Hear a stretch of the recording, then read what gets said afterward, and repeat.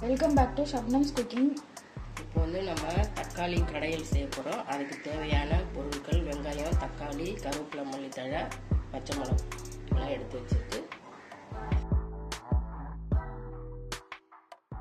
தக்காளி நல்லா அரைச்சி எடுத்தாச்சு.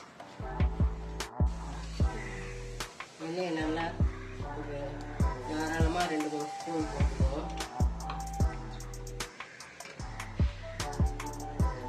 கடுகு உளுத்தப்பருப்பு போட்டு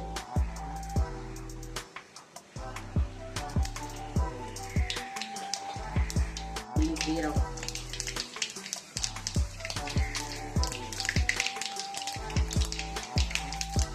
வெங்காயம்,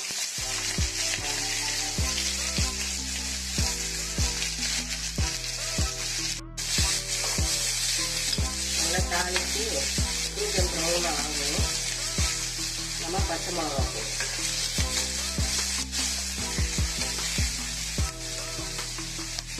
பச்சை மிளகா போட்டுலாம் கருவேப்பிலை, மல்லித்தழையும் போட்டு நல்லா கலக்கி விட்டுருவோம்.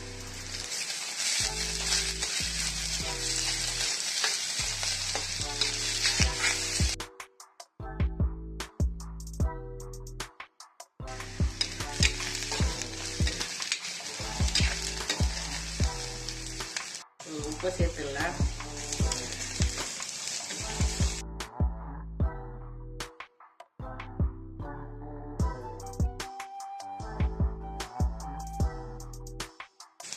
கொஞ்சம் மஞ்சள் பொடியை போட்டுக்குவோம். போட்டு நல்லா கலக்கி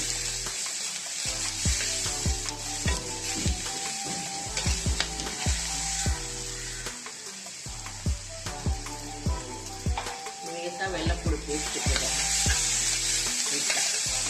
அதையும் போட்டு நல்லா கலக்கணும். இப்போ அரைச்சி வச்சிருக்க தக்காளியை அதோட சேர்த்து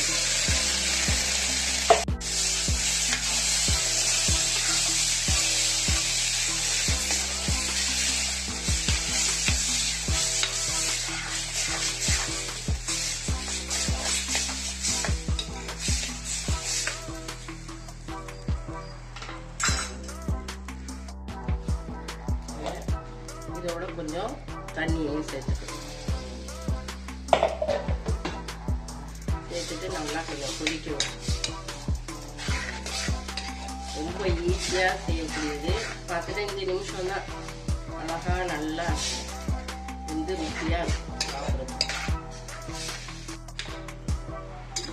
நல்லா கலக்கியாச்சு. இப்போ மூடி போட்டு ஒரு 10 நிமிஷம் வேகணும். குழம்பு ஊற்றிட்டோம்.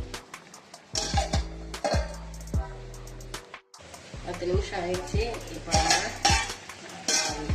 தக்காளி நல்லா வெந்துருச்சு. பச்சை மிளகா கலரும் மாறிட்டு சூப்பராக இருக்கு. நல்லா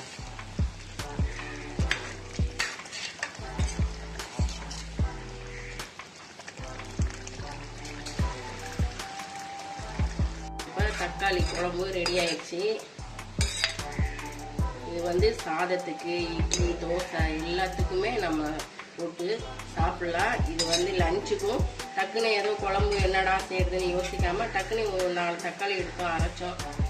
10 நிமிஷம் தான் வேக வச்சு குழம்பு செய்வோம்.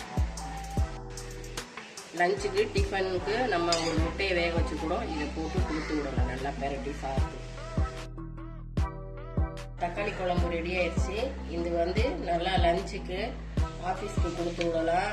நல்லா குழந்தைங்களுக்கு நல்லா வச்சு கொடுக்கலாம். சாப்பாட்டுக்கும் நல்லா பெரட்டி சாப்பிடலாம். நல்லா இருக்கும் ருசியாக. கொஞ்சம் போட்டாலும் அவ்வளோ ருசியாக இருக்கும். என்ன குழம்பு செய்யணும்னு யோசிச்சுட்டு இருக்கிறது டக்குன்னு 4 தக்காளியை போட்டு அழகாக செஞ்சு சாப்பிடலாம். ருசியாகவும் இருக்கும். நீங்களும் உங்கள் வீட்டில் செஞ்சு ட்ரை பண்ணி பாருங்கள். தேங்க்யூ. தேங்க்ஸ் ஃபார் வாட்சிங்.